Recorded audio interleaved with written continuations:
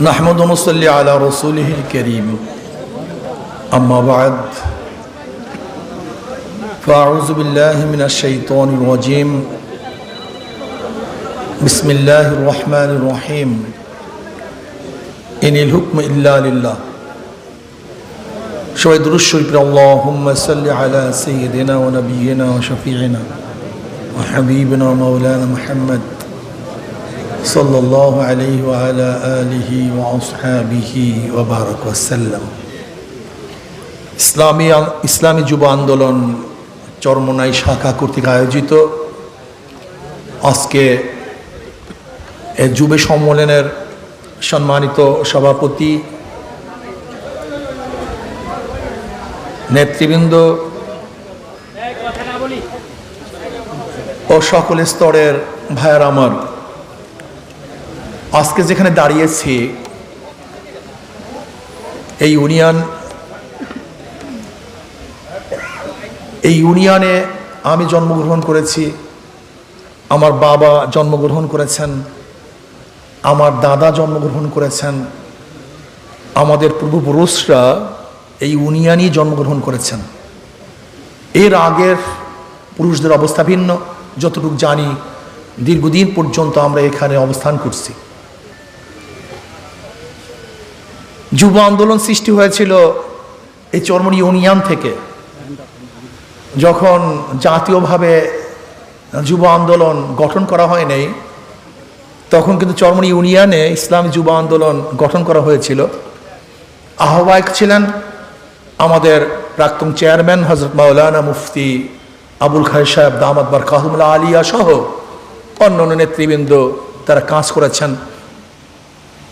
সেখান থেকে হাঁটি হাঁটি পা পা করে আজকে যুব আন্দোলন বাংলাদেশের মধ্যে এক শক্তিশালী সংগঠন হিসাবে আবির্ভূত হয়েছেন। আল্লাহ পাকের শুকর।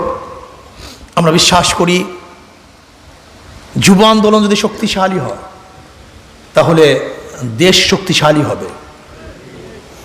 যুব আন্দোলন যদি শক্তিশালী হয় তা রাষ্ট্র শক্তিশালী হবে। যুব আন্দোলন যদি চরিত্রবান হয় তাই রাষ্ট্র চরিত্রবান হবে। যুব আন্দোলনের ছেলেরা যদি চরিত্রবান হয় তাহলে সরকার চরিত্রবান হবে।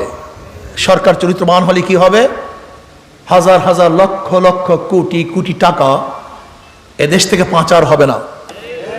আপনাদের খবর নেই, আপনি জানেন কি পরিমাণে টাকা পাচার হয়েছে? আজকে রাজস্বের অবস্থা খারাপ কেন? আমরা বাংলাদেশে জন্মগ্রহণ করি, প্রত্যেকটা বাচ্চা জন্মগ্রহণ করে 25 থেকে 26 হাজার টাকা ঋণ নিয়ে একটা বাচ্চা জন্মগ্রহণ করবে। এই যে আমাদের ছোট ছোট বাচ্চাগুলি এখানে আছে, ওরা কিন্তু 25 থেকে 26 হাজার টাকার ঋণ ওদের মাথার উপরে আছে। বুঝেন নাই কথাটা? অর্থাৎ বিদেশ থেকে যেই পরিমাণের ঋণ আমরা নিয়ে এসছি, যেই পরিমাণের ঋণ বিদেশ থেকে নিয়ে এসছি, যদি বাংলাদেশের প্রত্যেকটা নাগরিকের মাথার উপরে সেই ঋণ ভাগ করে দেয় তাহলে আমাদের প্রত্যেকটা নাগরিকের ভাগে পড়ে 25 থেকে 26 হাজার টাকা কিন্তু আমরা ঋণী। এত ঋণগ্রস্ত অবস্থায়ও শুধু এই বৎসর আমাদের বাংলাদেশ থেকে পাচার হয়ে গেছে সুইস ব্যাংকে 84,000 থেকে 85,000 কোটি টাকা। কত হাজার কোটি টাকা? 84 থেকে 85,000 কোটি টাকা শুধু এই বছর সুইস ব্যাংকে জমা হয়েছে। রাষ্ট্রদূতকে প্রশ্ন করা হয়েছে যে আপনারা কি টাকা ফেরত দিবেন? রাষ্ট্রদূত বলেছেন যে কারা টাকা জমা দিয়েছে তাদের নাম তো সরকার জানতে চায় না। যদি সরকার কার কার টাকা সেখানে জমা হয়েছে যদি জানতে চায় আমরা জানিয়ে দেব, কিন্তু সরকার তাদের নাম জানতে চায় নাই। কেন? সরকারের কাছে রিপোর্ট আসছে এই টাকাগুলি কাদের, কারা জমা দিয়েছে, কারা পাচার করেছে, সরকারের কাছে রিপোর্ট আছে। এর জন্য সরকার নাম জানতে চায় নাই। জানতে চাবে কেন? ফরিদপুরের এক ছাত্রলীগের সভাপতি 2000 কোটি টাকা পাচার করছে। 2000 কোটি টাকা। আপনি চিন্তা করতে পারছেন? 2000 কোটি না, 2000 কোটি টাকা, যেটা ছাত্রলীগের 2000 কোটি টাকা। আমি আমাদের দেশের মানুষগুলির অবস্থা দেখে অনেক সময় পরেশান হয়ে তাকিয়ে থাকি, এরা কারা? মানুষ এত বোকা হবে কেন? আপনি জানেন আজকে এই 10-15 বৎসরে কোন কোন রিপোর্টের মধ্যে 7 লক্ষ কোটি টাকা পাচার হয়েছে। কত কোটি? 7 লক্ষ কোটি। কোন কোন রিপোর্ট 10 লক্ষ কোটি, কোন কোন রিপোর্টের মধ্যে 15 লক্ষ কোটি টাকা এই কয় বছরে দেশ থেকে। তা রিজার্ভ ফান্ড আসবে কোথা থেকে? খালি হবে না কেন? বাড়বে না কেন? অথচ আমাদের দেশের মানুষগুলি সামান্য একটু স্বার্থের কারণে, সামান্য স্বার্থ কি? একেবারেই সামান্য আমাদের দেশের স্বার্থগুলি, একেবারেই সামান্য। হয়তো বা কেউ একটু গাঁজার পয়সা পায়, কেউ বা একটা ফ্যান্সি ডিলের বোতলের পয়সা পায়, কেউ বা এক পেয়ালা মদের পয়সা পায়, কেউ বা একটা ইয়াবার পুইরা পায়, কেউ বা হয়তো বা একটু মাস্তানি গুন্ডামি করতে পারে। এতটুকুর আশায় আমরা দেশটাকে বিক্রি করে ফেলছি, ধ্বংস করে ফেলছি। আমার প্রিয় যুবক ভাইয়েরা, আজকে উন্নয়ন মেগা প্রজেক্ট চালু আছে, মেগা প্রজেক্ট, কোনো সন্দেহ নাই এগুলি আমাদের জন্য ভালো, কল্যাণ, দেশের উন্নয়ন। কে অস্বীকার করবে? অস্বীকার করবো কেন? সরকারের দায়িত্ব তো উন্নয়ন করা। কিন্তু আমার প্রশ্ন হলো এই, মেগা চুরিগুলো আমাদের কাছে উপস্থাপন করেন না কেন? পদ্মা সেতু মেগা প্রজেক্ট, কোনো সন্দেহ নাই, কিন্তু এই মেগা প্রজেক্ট থেকে মেগা চুরি কত হয়েছে, কত বেশি চুরি হয়েছে সেটা উপস্থাপন করেন। মেট্রো রেল মেগা প্রজেক্ট, কিন্তু এর থেকে আত্মসাৎ হয়েছে কত জাতি জানতে চায়। আজকে বিদ্যুতের ব্যাপারে আপনি শতভাগ নিশ্চিত দিয়েছিলেন, শতভাগ বিদ্যুতের নিশ্চিত আপনিই দিয়েছিলেন, কিন্তু আজকে অপরিকল্পিতভাবে বিদ্যুৎ খাতে ব্যয় করার কারণে আমাদের অবস্থাটা কি চলতেছে জানেন? হাজার হাজার কোটি কোটি টাকা লস। হঠাৎ করে যখন লোডশেডিং এর কথা চলে আসছে, আমি বিভিন্ন বক্তব্যে বলেছি আসলে আর্টিফিশিয়াল এই লোডশেডিং চলতেছে ইচ্ছাকৃত বলে। কেন? আমাকে অনেকে প্রশ্ন করছে। আমি বললাম নিশ্চিতভাবে তুমি লিখে রাখো ভারত থেকে বিদ্যুৎ আনবে, লিখে রাখো তুমি ভারত থেকে বিদ্যুৎ আনবে। অথচ আমরা প্রাইম মিনিস্টারকে কি দেখলাম? আদবানি সাহেবের সাথে বৈঠক করেছেন এবং সেখানে প্রস্তাব আসছে ভারত থেকে বিদ্যুৎ নিয়ে আসার। অথচ এই বক্তব্য আমি আগিয়ে দিয়েছি যে ভারত থেকে বিদ্যুৎ আনবে, তাই হচ্ছে। আপনি কি জানেন সেই চুক্তিটা কি? ভারত থেকে বিদ্যুৎ আনার চুক্তিটা কি জানেন? যদি বিদ্যুৎ দেয় তো সেই টাকা দিতে হবে, আর বিদ্যুৎ না দিলেও প্রতি বছর 4000 কোটি টাকা ডোনেশন করতে হবে।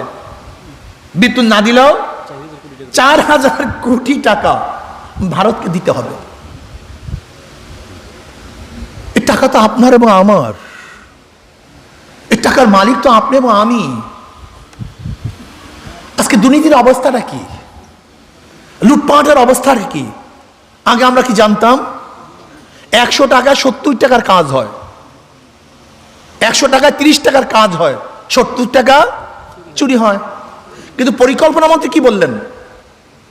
পরিকল্পনা মন্ত্রী কি বললেন? বাজেট করি 100 টাকা, গ্রামে পুষে 10 টাকা, 90 টাকায় চুরি। ভাই আমার বক্তব্য না, কিন্তু এই বক্তব্য কিন্তু আমার না, বর্তমানে পরিকল্পনা মন্ত্রী, আওয়ামী লীগের পরিকল্পনা মন্ত্রী, খাদ্যমন্ত্রী কি বললেন? গোটা দেশটা দুর্নীতিগ্রস্তদের কাছে চলে গেছে। এটা খাদ্যমন্ত্রীর বক্তব্য, বক্তব্য আমার না। আমাদের বর্তমান প্রেসিডেন্টের বক্তব্যটা কি?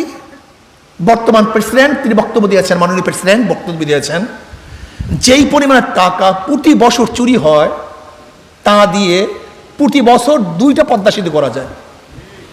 যেই পরিমাণে টাকা চুরি হয়, লুট হয়, আত্মসাৎ হয়, ডাকাতি হয়, পাচার হয়, সেই টাকা দিয়ে প্রতি বছর 2টা পদ্মা সেতু করা যায়।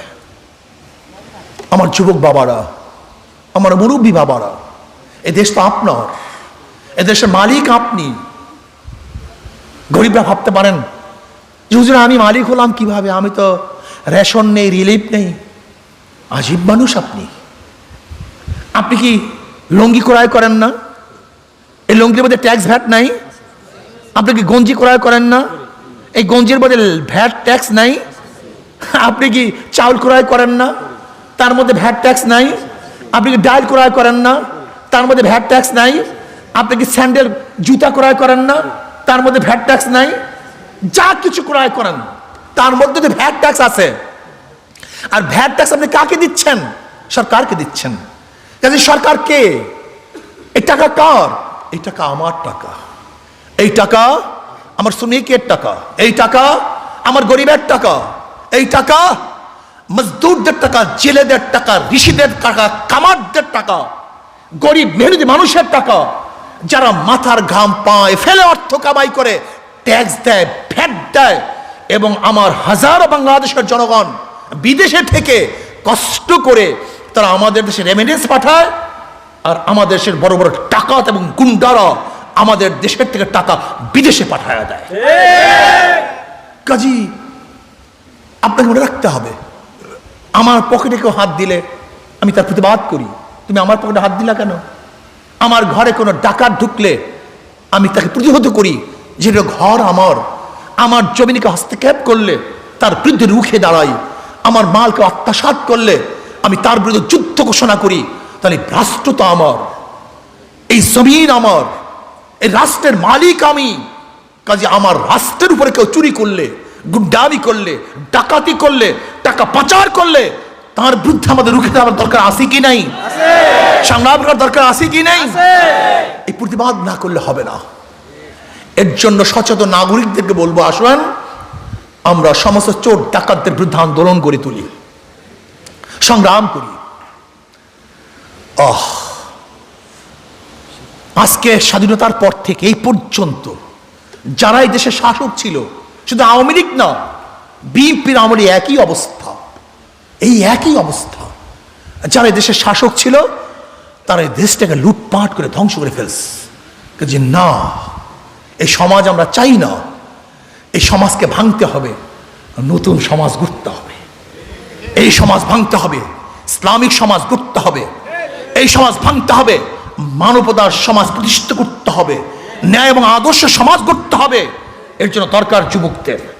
একদল আদর্শ যুবক যখন জেগে উঠবে, তখন এই ঘুরে ধরা সমাজকে চুরমার করে তারা এমন এক সমাজ উপহার দিবে যেখানে থাকবে সাম্যতা, যেখানে থাকবে মানবিক মর্যাদা, যেখানে থাকবে সামাজিক ন্যায় বিচার। প্রত্যেক গরিব দুঃখী মেহনত মানুষ, মুসলিম, হিন্দু, খ্রিস্টান, বৌদ্ধ সবাই নাগরিক হিসেবে সমান। কাজে তার অধিকার সমানভাবে থাকবে। সে যেই জাতির হোক না কেন, যে দলের হোক না কেন, যে ব্যক্তি হোক না কেন, সে বাংলাদেশের নাগরিক। কাজে সম অধিকার সে ভোগ করবে।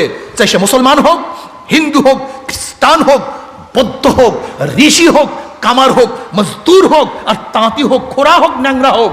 যেহেতু বাংলাদেশের জনগণ সাম্য, সবার অধিকার সমান। যেহেতু বাংলাদেশের নাগরিক, মানুষ তার মর্যাদা আছে। সে হতে পারে গরিব, হতে পারে কৃষক, হতে পারে শ্রমিক, হতে পারে মজদুর, হতে পারে ছেলে, হতে পারে তাঁতি। সে মানুষ, এই মানবিক মর্যাদা তাকে দিতে হবে।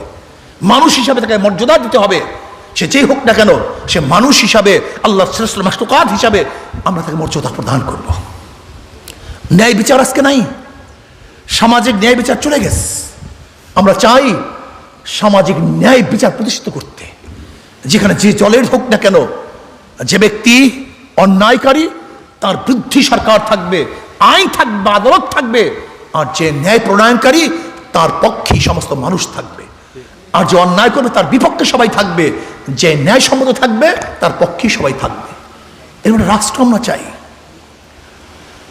এ তো রাজনৈতিক বক্তব্য। এরপর আসুন, ইসলামী আন্দোলন কেন করবেন? ইসলামী আন্দোলন করার দুইটা কারণ। যারা আমরা ধার্মিক মুসলমান। মুসলমান তো ইসলামী আন্দোলনের বাইরে যাওয়ার কোনো সুযোগই নাই। কি আছে নাকি বলেন তো? আমি মুসলমান, আমার নাম ইসলাম অনুযায়ী। আমি মুসলমান, আমার বাপ মার বিবাহ হয়েছে ইসলাম অনুযায়ী। আমি মুসলমান, আমার বিবাহ হয়েছে ইসলাম অনুযায়ী। আমি মুসলমান, আমার জানাজা হবে ইসলাম অনুযায়ী, কাফন হবে ইসলাম অনুযায়ী, আমার দাপন হবে ইসলাম অনুযায়ী। কাজে আমার রাজনীতি হবে, কথা বলেন না কেন? আমার রাজনীতি হবে ইসলাম অনুযায়ী। আমি মুসলমান হিসেবে ইসলামের বাহিরে যাওয়ার কোনো সুযোগই নাই, যেতে পারি না। প্রশ্ন করতে পারে আমার হিন্দু বাবার ইসলামী আন্দোলন কেন করবে? প্রশ্ন সেখানে। আমি বলবো হিন্দু বা বিজাতিরা ইসলামী আন্দোলন করবে তাদের অধিকারকে ফিরে পাওয়ার জন্য, শান্তি পাওয়ার জন্য, শান্তিতে থাকার জন্য, সাম্যতা রক্ষা করার জন্য এবং তার মানবিক মর্যাদাকে প্রতিষ্ঠিত করার জন্য এবং ন্যায় বিচার সৃষ্টি করার জন্য ইসলামী আন্দোলন করবে।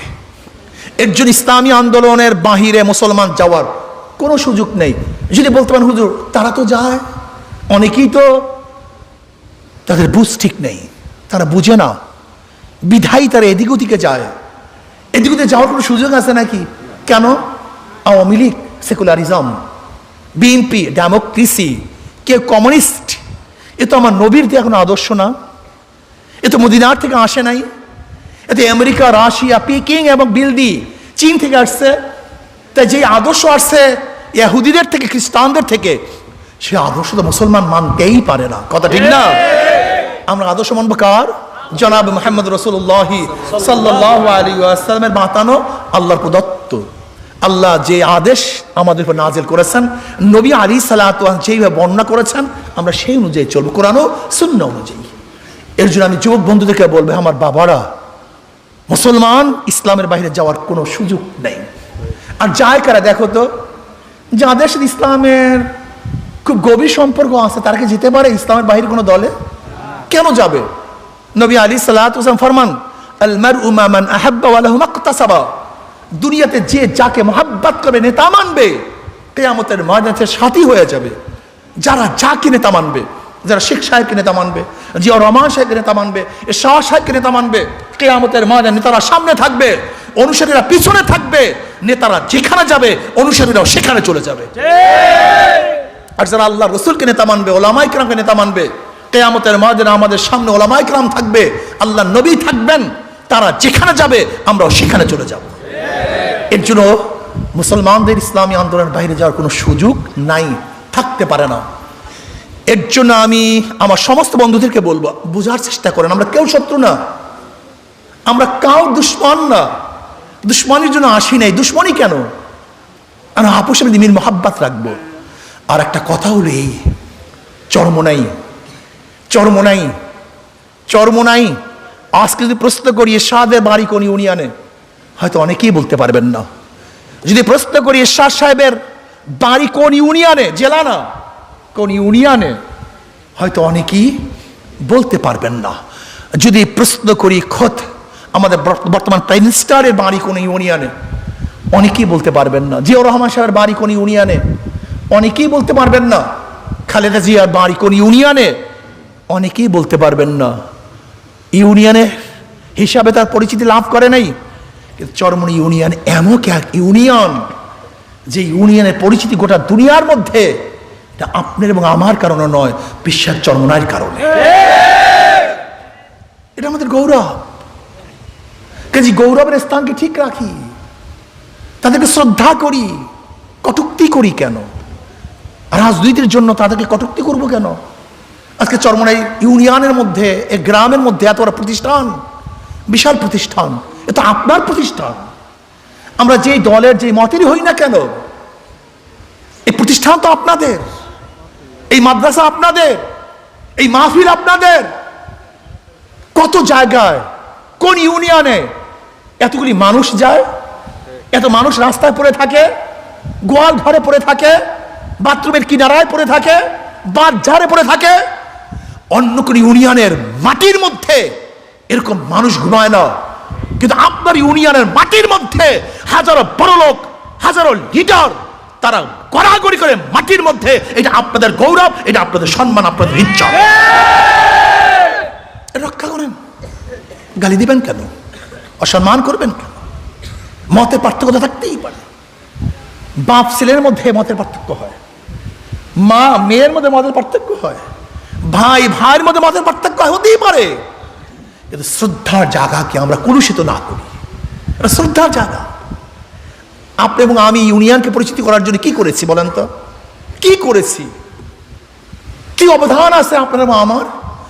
না, এই ইউনিয়নকে পরিচিতি করার জন্য আপনার এবং আমার কোনো অবদান নেই। যাদের অবদান আছে আমরা তাদেরকে শ্রদ্ধা করি, তাদেরকে সম্মান করি, তাদের জন্য আমরা দোয়া করি। কি কথা ঠিক না? সামান্য রাজনৈতিক কারণে আমরা মূল জায়গা হস্তক্ষেপ না করি বাবা, এটা আমাদের জন্য ঠিক হবে না।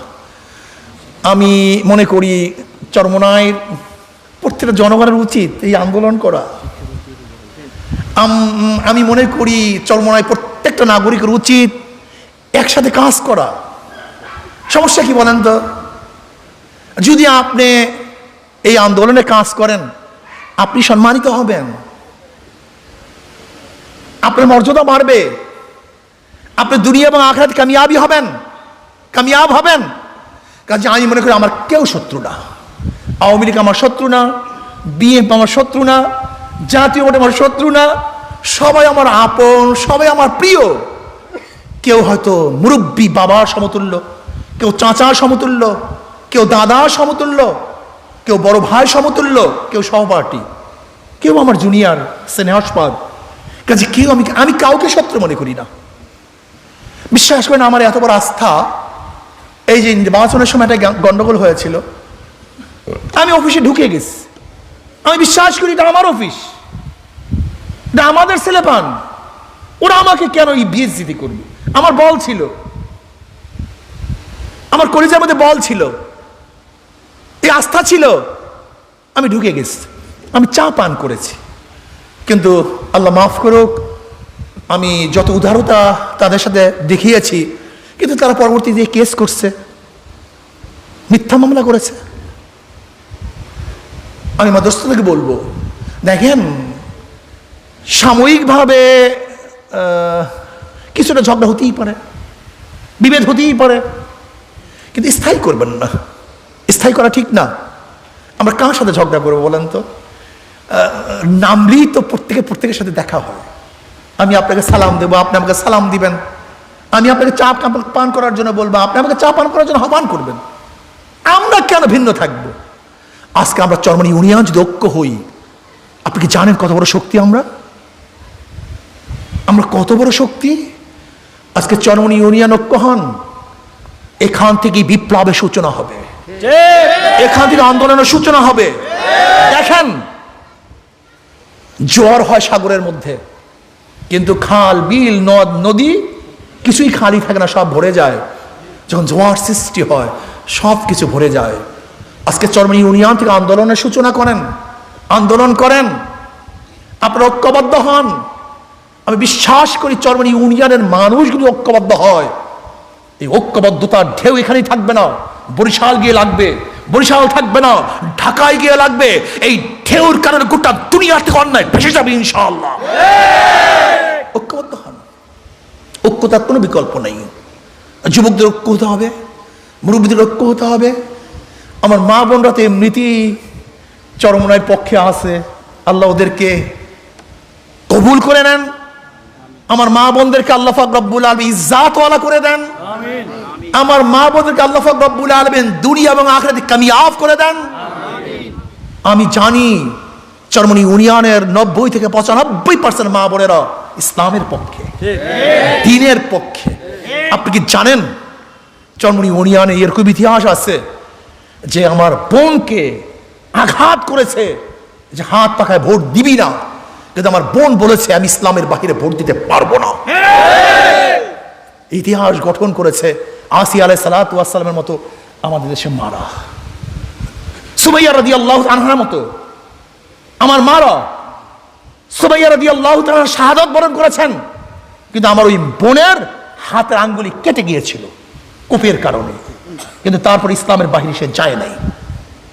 কাজী আল্লাহ পাক আমার চরমোনাই ইউনিয়নের মা বোনদেরকে আরো তারাক্কি দান করেন। আল্লাহ পাক সুখময় জীবন তাদেরকে গঠন করার তৌফিক দিয়ে দেন। আর আমি যুবক বাবা থেকে বলবো, আমার মুরব্বী থেকে বলবো, আসো আমরা কেউ কারোর শত্রু নই, কেউ কারোর পর নই। মুসলমান, হিন্দু, মুরব্বী এবং যুবক সব ঐক্যবদ্ধভাবে যদি আমরা এক পতাকার তলে চলে আসি, তাহলে ইনশাআল্লাহ দেশ উন্নত হবে, আদর্শবান এক ইউনিয়ন গঠন হবে এবং এই দেশ থেকে বাতিল পালাতে বাধ্য হবে। আমি ছাত্র বন্ধুদেরকে বলবো, দেরি না করি, আসো আজকের থেকে আমরা সবাই ছাত্র আন্দোলন করব, যুবকরা যুব আন্দোলন করব, আমরা আন্দোলন করব, শ্রমিক আন্দোলন করব, আর সবাই সম্মিলিতভাবে আত্মশুদ্ধি করার জন্য মুজাহিদ কমিটির অন্তর্ভুক্ত হব। কাজে আল্লাহ পাক আমাকে বা আমাদের সবাইকে কবুল করে নেন। কাজে আজকের থেকে আমরা সবাই দাওয়াতি করতে রাজি আছেন ইনশাআল্লাহ? সবাই দাওয়াত দেওয়ার জন্য রাজি আছেন ইনশাআল্লাহ? আল্লাহ পাক আমাকে বা আমাদের সবাইকে কবুল করে নেন। আপনারা আসছেন, সবাইকে ধন্যবাদ। আল্লাহ পাক রব্বুল আলামিন আপনাকে আমাকে দুনিয়াতেও শান্তি রাখেন এবং কিয়ামতের ময়দানে মুক্তি দান করেন। আল্লাহুম্মা আমিন।